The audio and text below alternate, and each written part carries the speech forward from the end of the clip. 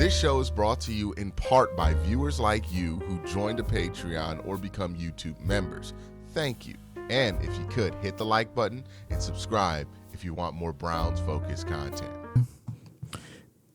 After the Browns have a lot of movement, I always like to bring in some of my most interesting guests. And I'm going to bring in today TYVIS Powell.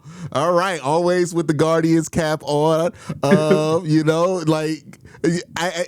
How many Guardians caps do you have at the crib? I need to know. Do you got like a full closet? Is it like is it like one of them things like you got the whole closet? No, actually how I do it now is that after once I get a new one, I kind of like get rid of the other one. It's like I don't want to have a Ones. bunch of hats. Yeah, I don't want to have a bunch of the same hats and all those things. I think my next one might be red though. I think I might get me a red joint the next one. But yeah, every time I get a new Guardians hat, I typically throw the other one away because if that was the case, I had like 20 of them. So it's like a Yankee hat. You know what I mean? You just get the crisp whites, and then you walk in them for like a quarter, like 3 months, and then I would say that they good.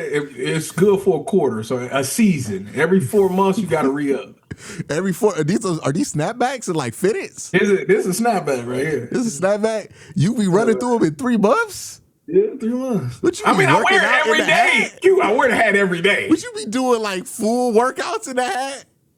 No, but when it get hot outside, especially in the summertime, like I sweat like a fat kid. Okay. So like I sweat easily, so I sweat the hat out, and the next thing you know, it's like white stuff on the hat and all that stuff.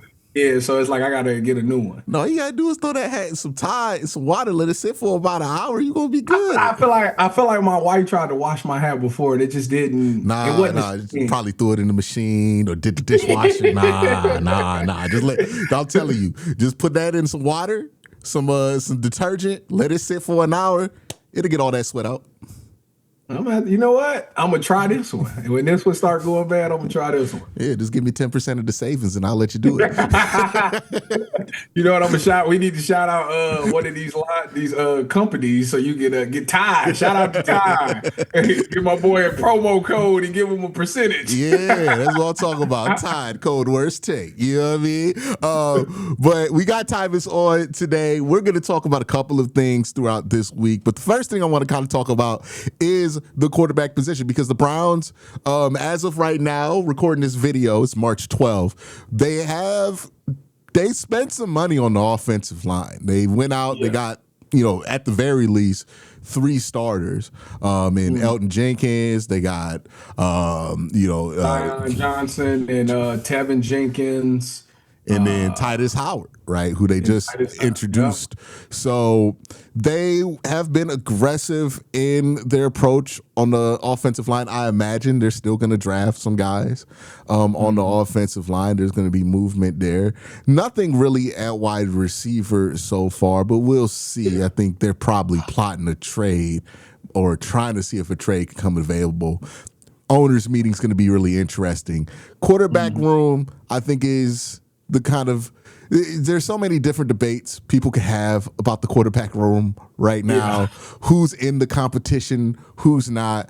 I think what 95% of us can settle on is that, like, hey, Shador's definitely going to be factored into the competition in training camp. I think we can all agree on that, right? For sure. Dylan Gabriel's viability in a quote-unquote quarterback competition with this offense, I don't know. It does not seem like they're high on him. He does not get mentioned at all. Like it's always one of them like throw-ins at the end. Yeah, we got Shador Sanders, we got Deshaun Watson, blah blah blah blah blah blah blah. Oh yeah, and Dylan Gabriel too. It's like one of those type of things. Can't sleep on Dylan. Yeah, I think you slept on Dylan, dog. I don't think it's something that you're taking seriously. But yeah, it's always like a throw in or something like that. Or if it is like, well, we have tremendous amount of respects for the amount of starts that he had in college. I'm like, that's nothing.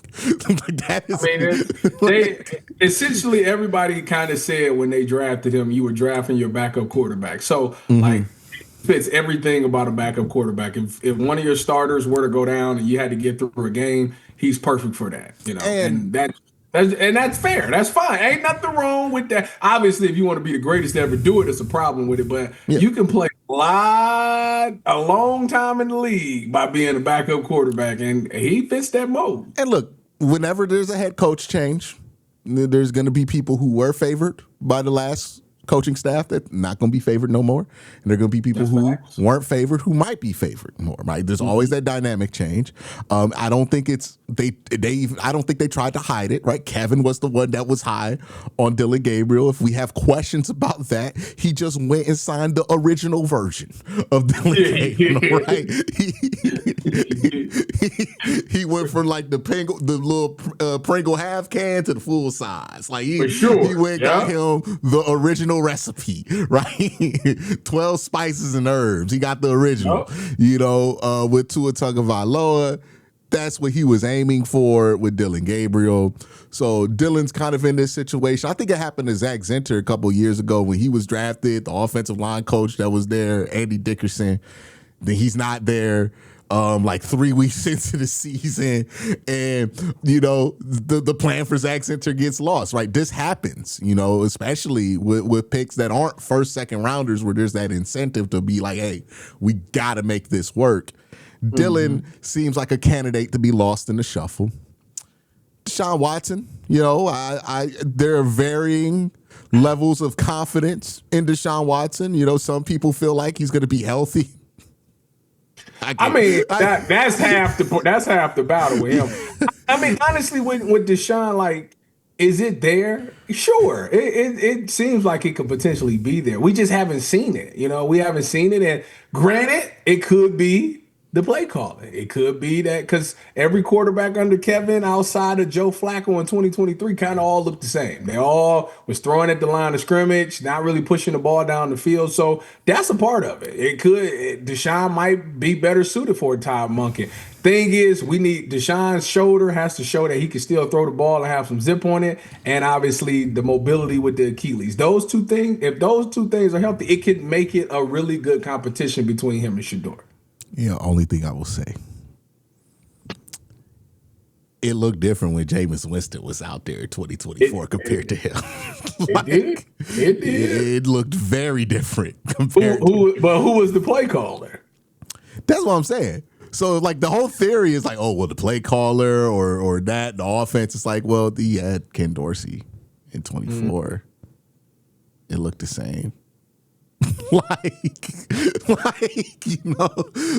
don't know. Like, some of the stuff, too, that we saw Deshaun mess up with was, like, bigger than just, like, oh, it's the play calling to me. Like, there was that Washington game. I can't ever get it out of my head. But, like, I watched that man look at 5 open receivers and run out of bounds for -3 yards. Hey, you said people can't make mistakes. He can't be perfect. I ain't asking for perfect. I'm asking for 1 out of 5. I'm asking just 20% times. He had a lot going on the left side of that play. I will never forget it. And I was like, I wouldn't have even been mad if he threw the 9. You ain't never supposed to throw the 9. But I was sitting out like, if he would have thrown the 9, at least he would have did something. Look, man, I think he had a lot going on at the time. I'm interested to see. I'm not gonna lie. Going on still. He had a lot going on in his life, and he had a lot going on. Has that changed? He's further removed from it. Hey, man, some things it don't matter how far removed you are from it.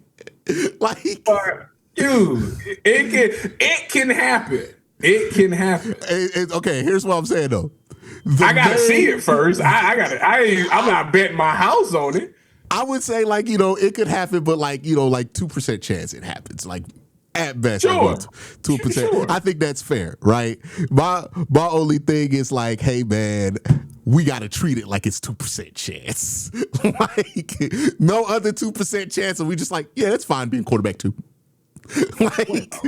Yeah, let you tell her he gonna be the emergency quarterback. He gonna be the third string guy. Maybe they might keep 4 and just not have him as emergency. Like it could be. There is the possibility that this man is just not capable of playing NFL football anymore. Because like if you look at that is a thing. Because if you look at like how much he dropped off from that 700-day layoff from where he was in 2021, well 2020, my bad, to where he looked like he was in 2022, he will have another 700 days off. And what he looked like in 2024, success rate wise, I believe it was 46 out of 47 eligible quarterbacks that year. He was 46. He had barely was above Dorian Thompson-Robinson. Now, TYVIS, I would love to ask you a question. Where is Dorian Thompson-Robinson now? I think he in the CFL or the UFL, ain't he? He's playing football in the spring. Yeah, so his season, big time, it's coming up soon. Yeah, he getting ready to play. He getting ready to play. You know, right now. Is he starting? Hold on, let me see. He better be starting. I don't know if he's starting, but all I'm saying is he on the Orlando Storm. Mm-hmm. I don't know if you hold on. I gotta look up their roster. If he ain't starting for the Orlando Storm, then that's bad. That's bad because he held it down for what, a year and a half. Here's the thing about like the spring leagues. It ain't that easy to start over there, man. No, his competition is Jack Plummer and Hank Backmeyer. I mean, Jack Plummer was a 5th-round pick, right? Was he? Yeah, I think so. He can't beat out Jack Plummer. He had a 32% success rate in the NFL. It's not given that he could beat out anybody. Like Deshaun. You know what? We gonna find out in about 2 weeks. Hey, I'm rooting for him. I hope he tear it up. You know what I mean? I have no ill will towards Dorian Thompson-Robinson. But my point is, last time we saw Deshaun, that's where he was.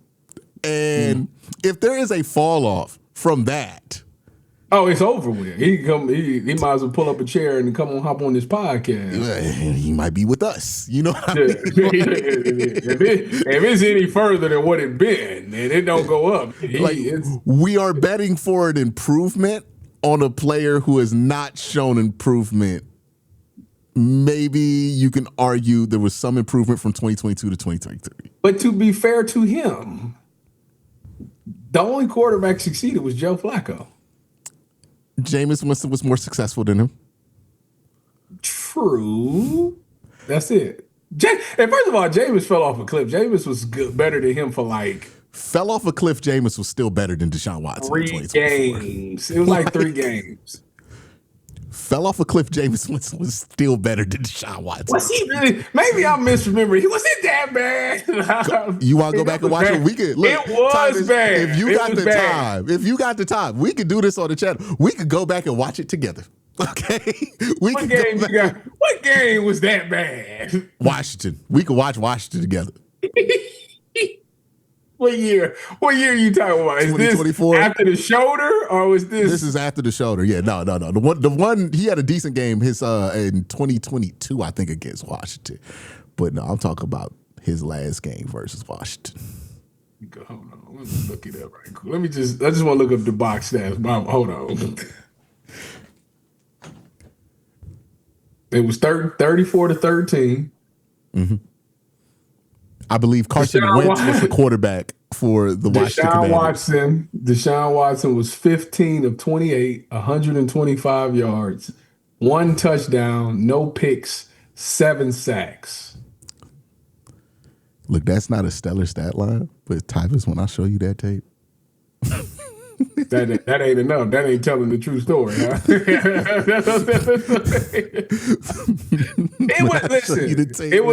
It was a new scheme, a new system, and all of those things, man. Like I say, the good thing is this. He on the roster for right now. OTAs will be starting in May.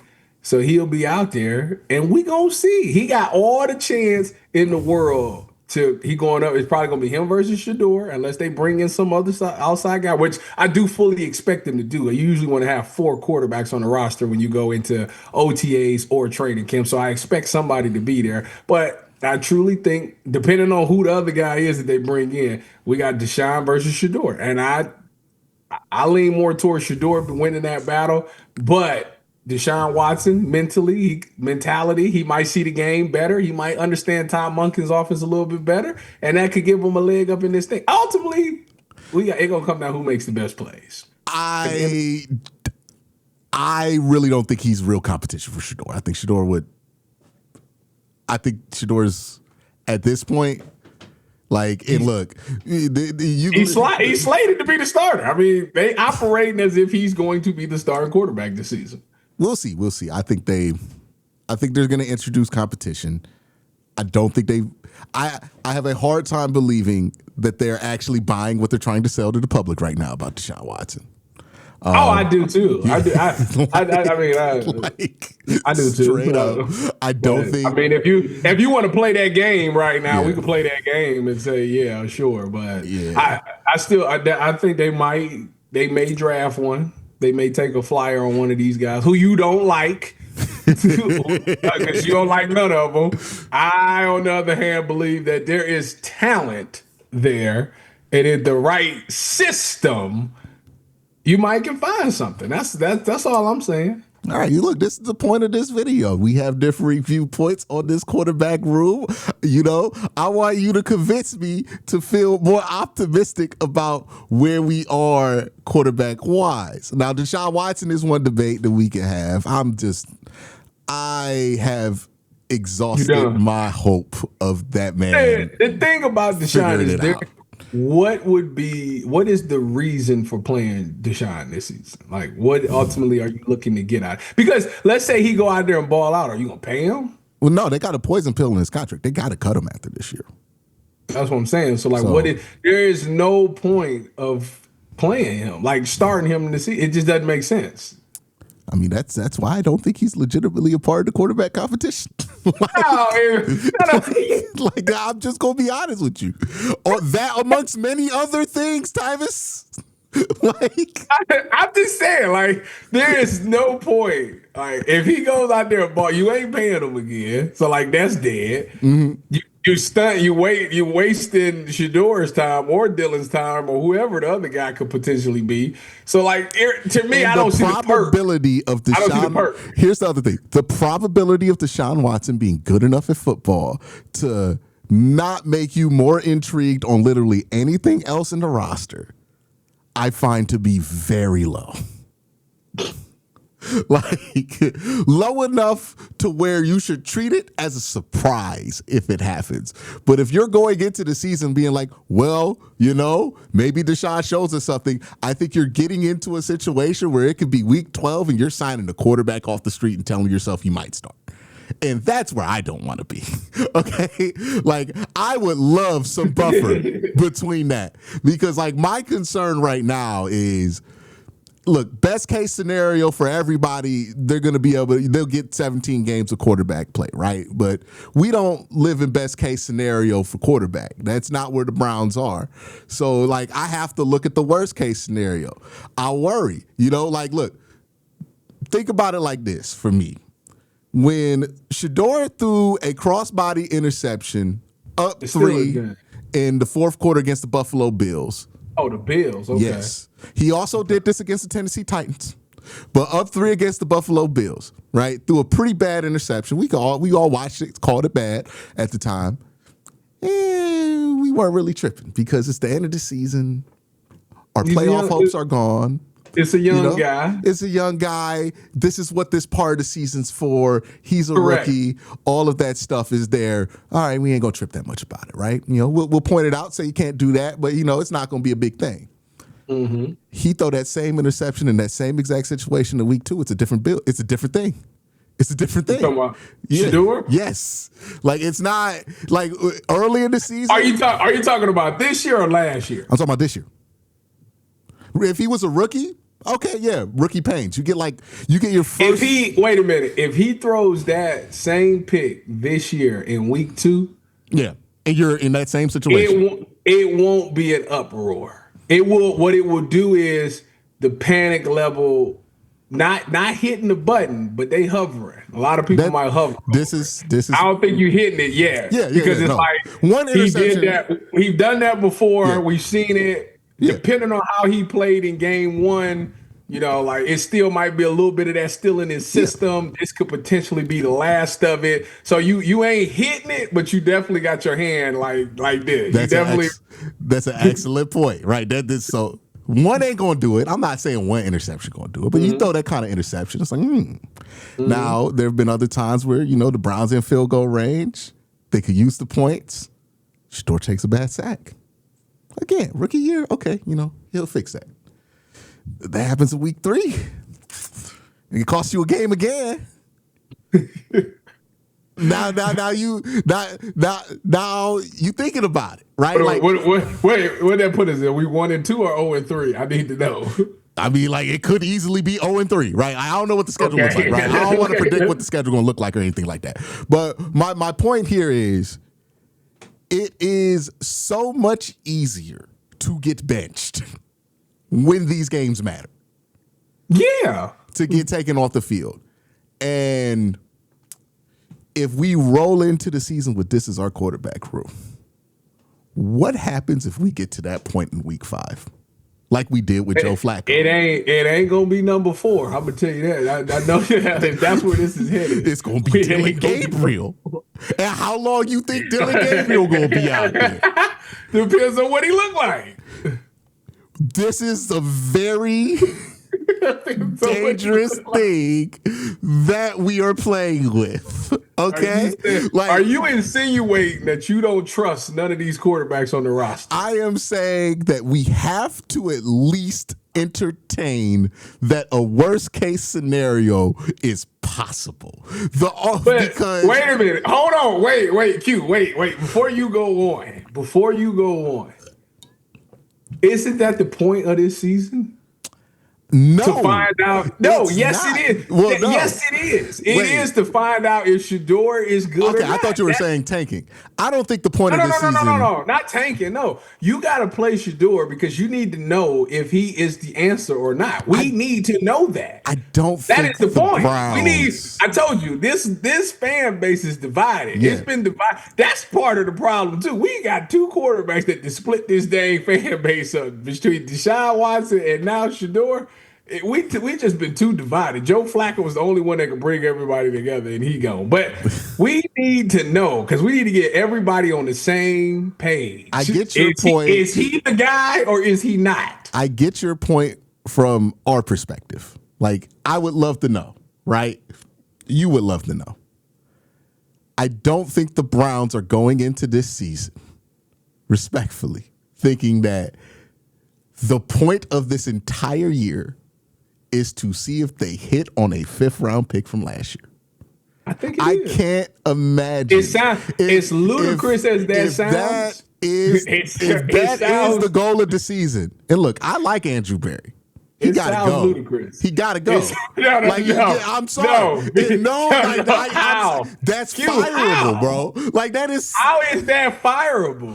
Because you're basically saying we're gonna just hold this season up to see what we got in a day 3 pick. Q. Wait a minute. Hold on, Q. You act like this team going to the playoffs or something. I don't know what this team is capable of this year, right? I think they're going to be under 500. You're going to be what? They're going to be under 500.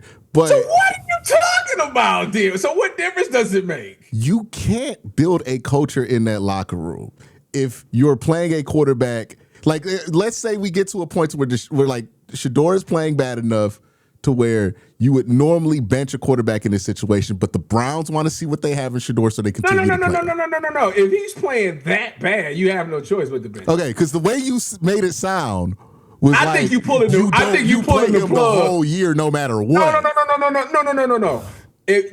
I'm not pulling the plug until like week 10 at least. So you giving them 10 games? I would have to. You know why? You give them 7 from last year, 10 from this year. That's a full 17 games. You should be able to make an evaluation. You don't think it's possible that an evaluation might be able to be made a little earlier? I'm just asking this. I think this is a fair question to ask. Hey, did it take us 17 to know? I don't think Deshaun got it no more. I don't think it did. It depends. I think first of all, I'm expecting that he does well. That's first off. I'm expecting that they fix the left tackle spot and they get him a weapon. I suspect that he does well. That's first of all. But in the worst case scenario, because that's what this is about, worst case scenarios. In the worst case scenario, if he is bad, you will know he's not the answer probably by week 6 or 7, right? I mean, we got Joe Flacco out there week 5. Week 6 or 7. How long did it take you to want Dylan Gabriel to be benched? How many weeks of football? Hold on, wait. Let me go look at the schedule. I'll tell you exactly. Because I predicted that Shedeur was going to play on the exact day that he was going to play. I said against the Raiders. He was right. It was on the money. So how many games did we before you? Not before he got benched, but how many games before you were like, yeah, we need to move on? This ain't it. I knew New England. So he played, that would have been one. He started his first start in Minnesota. So Minnesota, Pittsburgh, Miami, they won. New England, I was done. 4 games. After New England, I was like, yeah, this ain't gonna ride. 4 games for Dylan Gabriel. Now, I understand it. Dylan's gonna get Dylan's gonna get a shorter leash than Shedeur because Shedeur has shown more physically. So I'm not saying that we need to give Shedeur 4 games. But I am saying, I think 10. Look, I hope it works out. I hope it works out. I brought it down to 7. Yeah, 7's fine. 7's fine, but man, 7 is doable because if you make it, 7 is before the trade deadline. Mac Jones will probably. So, do you think they should have a competition for that starting job, or do you think they should just like prepare Shedeur all offseason to be the starter? Well, people thrive in competition. So I like that, but you should go into it heavily thinking Shedeur is going to be the starter. So you think he should be the heavy favorite? So like somebody, because like if you bring Q, the reason why you do that is because he went through the exact opposite last year. So I got you. I'm just trying to get. He said, I'm trying to get practice. Just imagine a full off season to get dangerous. So go into this off season, let him know that he gonna be the guy, so I can see how he prepares. Admittedly, I don't share your optimism, but I'm trying to understand it. That's all I'm trying to hear. Right? Shout out to the little homie. But but I'm just trying to understand what the offseason should look like to people who are more optimistic about the Shedeur thing than I am, right? And so you're saying like you want him basically to get a trial run. You want the Browns to give him a trial run as a starter. I think that people operate totally different. As knowing they the starter and like I can tell you from experience. Now, granted, everybody's not like me. Everybody's different. But I will tell you that if you know that you the starter, you prepare just a little bit harder. You watch film just a little bit longer. You stay after. You do certain things. Because it ain't hypothetical anymore. It's real. Right.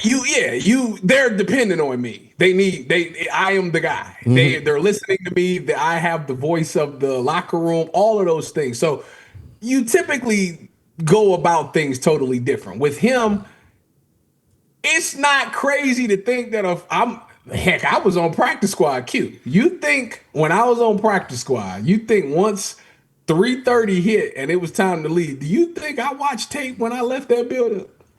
I'm going to say that you did, TYVIS, because you went to Ohio State and you worked hard. They told you to. I said when I was in practice squad, when I was in the college, that's a totally different story. I'm saying. I will tell you right now. Didn't Coach Urban Meyer install these hard-working ethics in you to where you would always prepare yourself as the starter? No. That is what we call athlete speak.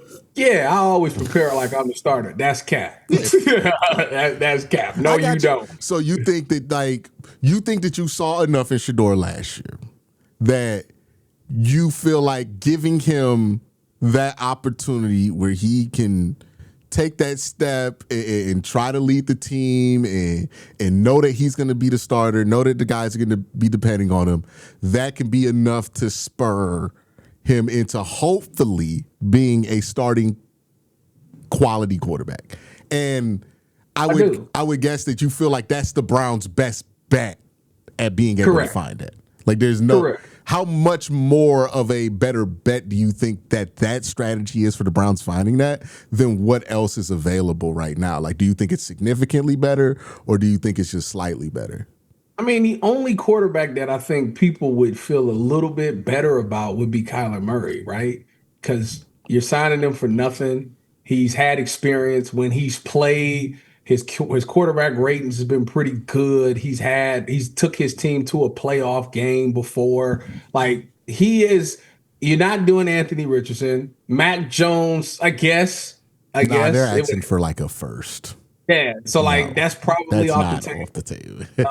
Who I say Anthony Rick? No, like you know what I'm saying. And then according to you, outside of Fernando Mendoza, the rest of them is irrelevant. So that is look for as much flack as I take about this Shedeur thing. I'm like, I want to see competition. That's why I'm like okay with the Anthony Richardson trade because I think he should have to compete for that starting job, and I really don't believe in Deshaun Watson's ability to provide that competition until I see it from him, and nor do I believe in Dylan Gabriel's ability to provide that competition. So I do want some competition in there, and I hope whoever wins that competition wins it early so we can just go into training camp and not have any of this mess, Well, I do think the way that they should play that is if I was Todd Monken, I would go into OTAs at least the first 1 or 2 weeks, and I would rotate the quarterbacks with different ones. Like first day, Shedeur with the ones, Deshaun with the two, Dylan with the threes. Next day, Deshaun with the ones, Dylan with the two, Shedeur with the threes, and I just rotate them like that because one, if you're the guy, you're gonna make everybody around you better. That's first of all. Like one of the things that I did hear about Shedeur last year was when he rolled with the twos and they went up against the ones, it was times where he made them look pretty good, right? Mm-hmm. So if Deshaun is that guy, he should be able to do that. It should look like that, whether it's the twos, the threes, or the ones, or Dylan or Shedeur, whoever it is. They should be able to raise the play of everybody around him. By the time we get towards the end of OTAs, you should know who the guy is. You should know. Your locker room will tell you who it is. You'll see who follows who can get this guy to play a little bit harder, that type of thing. You will know. The locker room will dictate who that guy will be as the starting quarterback. So if I'm Todd Monken, that's kind of how I'm rolling it. Do you want to give it a week in pads? The pad, listen, we gotta stop this. We gotta stop this narrative on the pad thing. As far as what's the narrative on the pad thing? Because people think like a lot changes. Like maybe from a secondary standpoint, this is not the case. I guess the biggest see him demonstrate some improvement from because some of the problems his pocket mechanics would sometimes be inconsistent from the pocket. Then he would. You do know that he's going to be going up against Myles Garrett. So I'm not going to put him in that situation against Myles. Here's what I'm saying. Because I'm not saying just go live contact against Myles. That's ridiculous. No, but it's still going. It doesn't matter who the left tackle is. They're going to get beat consistently. Yeah, that's why I'm not saying in Browns practice. I'm saying, do you want at least one preseason game just to confirm what you think you saw from OTAs before you make that decision? Like that he's the starting guy? Yeah, I think by the time we get to training camp, you gotta ramp that up because it's you gotta know. I think you gotta have you gotta kind of know at that point. Yeah, that's why I'm using OTAs for that. For me, it's whenever joint practices is when the competition has to be over. No matter who it is. I think that's usually the deadline. Yeah, it's like the second. Yeah, it's going into the second preseason game. I think you could get. I could understand waiting until after the first preseason game. Like if you want to see some like live contact stuff, see if it's like his instincts of rolling out the pocket, he's able to like kind of cut that out, which he did sometimes last year. Then okay, if he's playing well enough, all right, let's go with it, right? Like that's our best option possible. So I get wanting to wait until then to see some like live contact stuff. You're not going to really learn much in pads. Like you could do 11 on 11 unpadded in OTAs, and it's the exact same thing you're going to do in pads. That's what I be like. The only thing that pads change is the line of scrimmage. That's where that it matters for them. But like everybody else, it's kind of the same thing with or without pads. Yeah. So that I think the timeline of this is going to be important. I do wonder who they're actually like. I think they have to bring somebody in to compete at this point. I thought Snoop Huntley would be the guy, but he went back to Baltimore. So I'll be curious to see who the guy is. But like I say, if they want to draft one and take a flyer on one of these guys that you hate, I don't have a problem with that because, like I said, if you can cut Garrett Nussmeier's turnovers down, you got something there. If you can get Drew Aller to see the game the same way you're supposed to see the game, there's something there. If you can get who else am I thinking of? K Klubnik. He got to clean up his stuff too. I think he might have just needed to get away from Clemson, to be kind of honest with you. I think that kind of ran its course there. Like it's I would take a flyer on one of them. We're gonna get to that. We're done with the first part of our conversation with TYVIS. But TYVIS is teased it. We're gonna talk about this rookie class, so make sure you stay tuned in to the